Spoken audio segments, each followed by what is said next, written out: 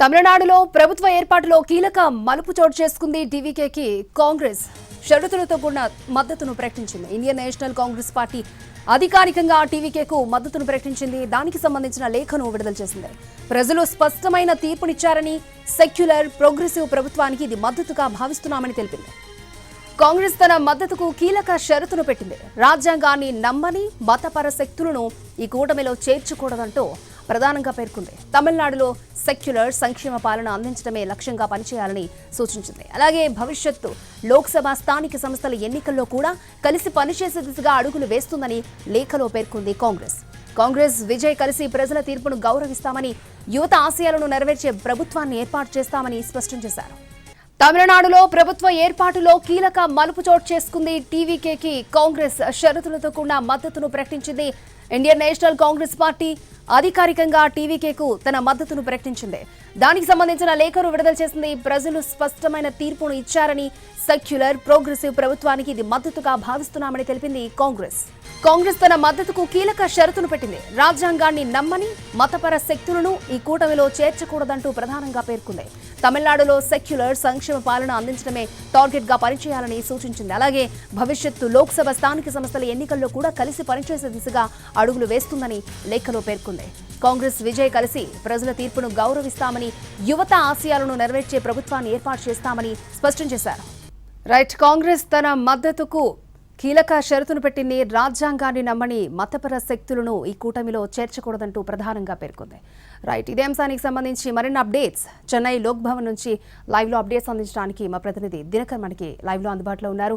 దినకర్, ఒక కీలక షరతు పెట్టింది. రాజ్యాంగాన్ని నమ్మని మతపర శక్తులని కూటమిలో చేర్చకూడదంటూ ప్రధానంగా ఆ విషయాన్ని ప్రస్తావించడం జరిగింది. అంటే ఈ విషయాన్ని ప్రస్తావించడాన్ని ఏ విధంగా చూడాలంటారు? పరోక్షంగా ఎవరినైనా ఉద్దేశించి ఈ షరతును పెట్టింది అంటారా కాంగ్రెస్? ఖచ్చితంగా, ఎందుకంటే కాంగ్రెస్ యొక్క తీరు చూస్తుంటే మాత్రం డిఎంకేతో కలిసిపోవడం కన్నా ప్రస్తుతం యూత్ ప్రభావము, మహిళల ప్రభావం ఎక్కువగా ఉన్నటువంటి టీవీకే విజయ్తో కలిసి వెళ్తే ఖచ్చితంగా తమకు కలిసి వస్తుంది భవిష్యత్ ఎన్నికల్లో అన్నటువంటిది కాంగ్రెస్ ఎత్తుగడ. అందుకే సడన్గా డిఎంకేకి కూడా గుడ్ బై చెప్పినట్టు. ఇంకా కాంగ్రెస్ పార్టీ ప్రకటించినటువంటి లేఖ ఏదైతే ఉందో ఆ లేఖలో కూడా కొన్ని అంశాలని ప్రత్యేకంగా ప్రస్తావించిందని చెప్పవచ్చు. ఎందుకంటే మతతత్వ రాజకీయాలకి, కులతత్వ రాజకీయాలకి, తర్వాత వాటిని ఎంకరేజ్ చేసేలాగా టీవీకే ఒకవేళ భవిష్యత్ రాజకీయాలు చేస్తే ఆ కూటమి నుంచి బయటికి రావడానికి కాంగ్రెస్ వెనకాడదు అనేటువంటి ఒక స్పష్టమైనటువంటి సంకేతాలు జారీ చేసింది. అంటే ఈ రాష్ట్రంలో బీజేపీని రానివ్వకుండా, బీజేపీకి మద్దతు తీసుకోకుండా లాక్ చేసినట్టుగా, ఎవరిని టీవీకే పార్టీని లాక్ చేసినట్టుగా మనం భావించాల్సినటువంటి పరిస్థితి ఉంది. ఒకవైపు అన్నా డిఎంకే పార్టీలో ఉన్నటువంటి నేతలంతా కూడా ప్రస్తుతం బీజేపీతో జర్నీ చేస్తున్నటువంటి నేపథ్యంలో మరి భవిష్యత్తులో అన్నా డిఎంకే కలిసి వస్తే అన్నా డిఎంకే బీజేపీని వదులుకోలేని పరిస్థితి ప్రస్తుతం దేశ రాజకీయాల్లో ఉన్నటువంటి నేపథ్యంలో మళ్ళా ఒకవేళ బీజేపీతో కనుక టీవీకే వెళ్తే, ఎందుకంటే అన్నా డిఎంకే ఎమ్మెల్యేలంతా కూడా ఒకవేళ ఇటువైపు వచ్చి అటు ప్లెజర్ చేస్తే వెళ్లాల్సిన సిచ్యుయేషన్ వస్తే టీవీకే అటు పోకోకుండా మళ్ళా ఉండాలన్నటువంటి ఉద్దేశంతోనే ఈ రకమైనటువంటి కండిషన్స్ దీంట్లో స్పష్టంగా పెట్టింది. మొదట బేషరతు లేకుండా మద్దతు అని చెప్పినటువంటి కాంగ్రెస్ పార్టీ సడన్గా మీటింగ్ పెట్టిన తర్వాత our support shall be conditional upon the TVK keeping out of the alliance any communal forces that do not believe in the Constitution of India. భారత రాజ్యాంగంలో నమ్మలేనటువంటి, అలాగే ఎప్పుడు అవలంబించినటువంటి మతతత్వ, కులతత్వ రాజకీయ పార్టీలకి, అలాగే మతతత్వ గొడవలకి కారణమైనటువంటి పార్టీలతో టీవీకే వెళ్ళనంత వరకు కూడా తాము ఈ కూటమితో కొనసాగుతాము. టీవీకేతో రానున్న ఎన్నికల్లో అన్ని ఈ నియోజకవర్గాల్లో కావచ్చు, అన్ని ఎన్నికల్లో కావచ్చు, స్థానిక సంస్థల నుంచి రాజ్యసభ ఎన్నికల వరకు కూడా కలిసి ప్రయాణం చేస్తామని ఒక రకమైనటువంటి నిబంధన స్పష్టంగా పెట్టడంతో టీవీకేతోనే భవిష్యత్ ప్రయాణం చేయడానికి కాంగ్రెస్ నిర్ణయం తీసుకుందని చెప్పవచ్చు. గత ఎన్నికల ముందు వరకు డిఎంకేతో సీట్ల విభేదాలు, ఆ తర్వాత అదంతా కూడా ఇన్నాళ్ళు లోగుట్టుగా జరిగినటువంటి గొడవ సడన్గా ఇప్పుడు బయటపడింది. అంతకుముందు టీవీకే దాదాపు 90 సీట్లు కాంగ్రెస్ పార్టీకి ఆఫర్ చేసింది. తమతో పాటు కలిసి వస్తే ఖచ్చితంగా మనం భవిష్యత్తులో రాజకీయం చేయొచ్చు, తర్వాత ప్రభుత్వాన్ని ఏర్పాటు చేయొచ్చు అని. కానీ డిఎంకే ఒత్తిడితో కేవలం డిఎంకేతో కలిసి పోటీ చేసింది. 27 స్థానాల్లోనే పోటీ చేయడంతో ఆ పార్టీకి కేవలం 5 సీట్లు మాత్రమే వచ్చాయి. సో ఈ డిఎంకేతో భవిష్యత్తులో కలిసిపోవడం కన్నా, ఎందుకంటే ప్రస్తుతం స్టాలిన్ వయసు కూడా అంతే స్థాయిలో ఉంది. మరో 5 ఏళ్ళు వచ్చే వాళ్ళకి ఆయనకి 77 సంవత్సరాలు వస్తాయి. అప్పుడు రానున్న రోజుల్లో ఇక్కడ తమిళనాడులో ఎన్నికలు ఎలా ఉంటాయి, తర్వాత డిఎంకే క్యాడర్ ఎలా ఉంటుందన్నటువంటి తెలియని విధానం ఉన్నది కనుక సో టీవీకేతో యువ నాయకుడు, భవిష్యత్తున్న నాయకుడు. ఇప్పుడు మనకు వస్తున్నటువంటి సమాచారం ప్రకారం అయితే టీవీకేకి వచ్చినటువంటి 108 సీట్లలో దాదాపు యువత 18 సంవత్సరాలు నిండిన వారు, తర్వాత మహిళలు 35 నుంచి 40 వయసు ఉన్నటువంటి వారంతా కూడా కలిపి విజయ్ని ఎన్నుకున్నారు. సో వచ్చే 5 ఏళ్లకు కూడా భవిష్యత్తులో ఉపయోగపడుతుంది. లోక్సభ ఎన్నికలు 2029లో ఉన్నటువంటి నేపథ్యంలో కాంగ్రెస్ పార్టీకి సంబంధించి ఈ కాంగ్రెస్ పార్టీ టీవీకేతోనే జర్నీ చేస్తే మేలన్నటువంటి ఉద్దేశంతోనే ఇటు టీవీకేని లాక్ చేసినటువంటి పరిస్థితి ఉంది.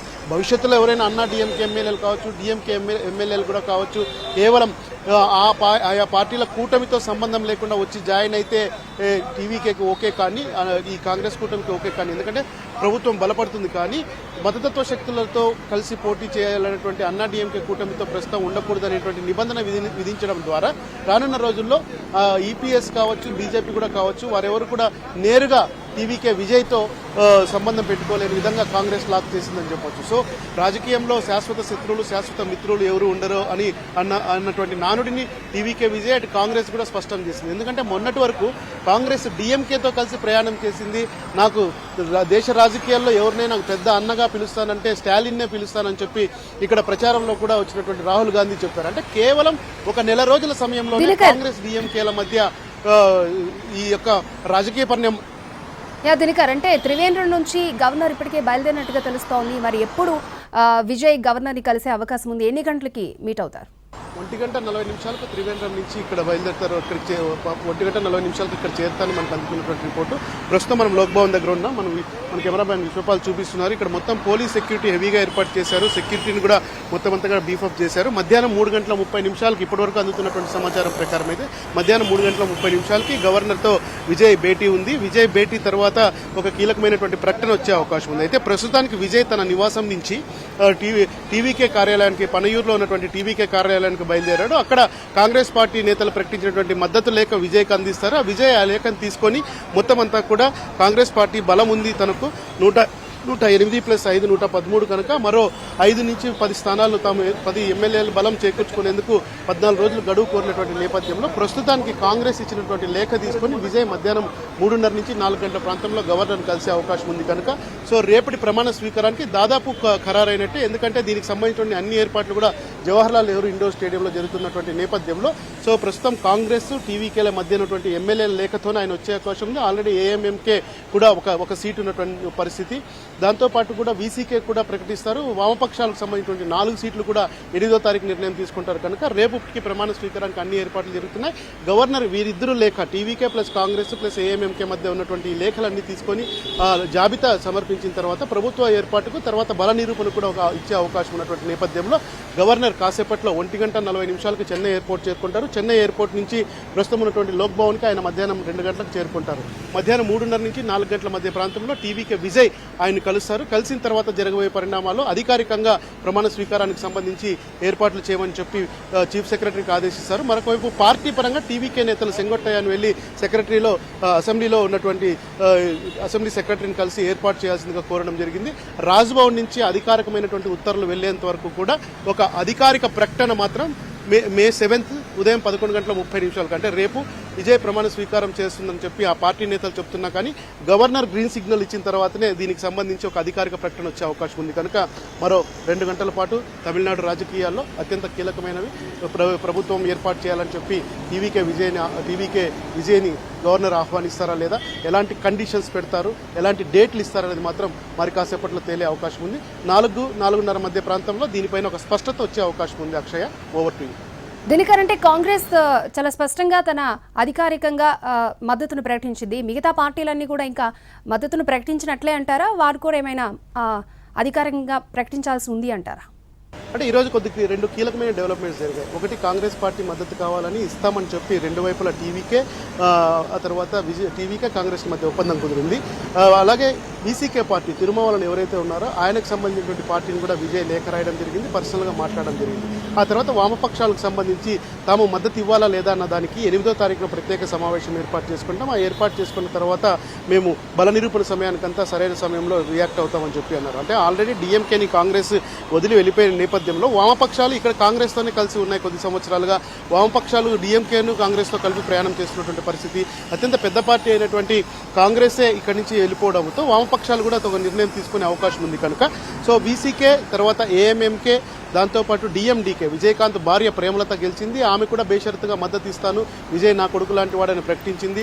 ఆ తర్వాత పిఎంకే పాటాలి మక్కల్ కచ్చి ప్రస్తుతానికి అన్న డిఎంకే కూటమిలో వాళ్ళు ఉన్నా కానీ అన్బుమణి రామదాస్ కొడుకు అయినటువంటి పాటాలి మక్కల్ కచ్చి రామదాస్ అతను ఒక పార్టీ అధ్యక్షుడు కొత్తగా పార్టీ పెట్టుకున్నాడు. ఆ నలుగురు కూడా ఇతనికి సపోర్ట్ చేస్తాం, విజయ్కి సపోర్ట్ చేస్తామని చెప్పారు. అంటే దాదాపు ఇంకొక 10 సీట్లకు సంబంధించినటువంటి క్లారిటీ రావాల్సినటువంటి పరిస్థితి ఉంది. ఒకవేళ గవర్నర్ను వచ్చి కలిసి విజయ్ రేపు ప్రమాణ స్వీకారం చేసిన తర్వాత ఆయా పార్టీలు కోరేటువంటి మంత్రి సీట్లు, ఆ తర్వాత మంత్రి పదవులు, దాంతోపాటు కొన్ని కీలకమైనటువంటి బోర్డులకు చైర్మన్ పోస్టులు అడిగే నేపథ్యంలో సో ఎలా ఉంటాయి, ఎందుకంటే రాజకీయ బేరానికి సంబంధించినటువంటి అంశం కనుక ఎలా ఉంటుందన్నది మాత్రం తేలే అవకాశం ఉంది. మొట్టమొదటిగా గవర్నర్ని కలిసి కాంగ్రెస్, టీవీకే, ఏఎంఎంకే వద్ద లెటర్ సమర్పించిన తర్వాత రేపు నుంచి వేరే గేమ్ స్టార్ట్ చేస్తారు విజయ్. ఆ గేమ్లో వీసీకేతోనూ ఏఎంఎంకేతో పాటాలి మక్కల్ కచ్చితోనూ దాని తర్వాత నెక్స్ట్ లెఫ్ట్ పార్టీలతోనూ మిగిలిన పార్టీలతో కూడా చేరే అవకాశం ఉంది. ఒకవేళ విజయ్కి మద్దతు ఇచ్చే అన్నా డిఎంకే ఎమ్మెల్యేలు ఉంటే వారు ఆ కూటమిని వదిలి వస్తేనే చేర్చుకుంటామనే ఒక నిబంధన పెడితే ఖచ్చితంగా విజయ్ బలం పెరిగే అవకాశం ఉంటుంది.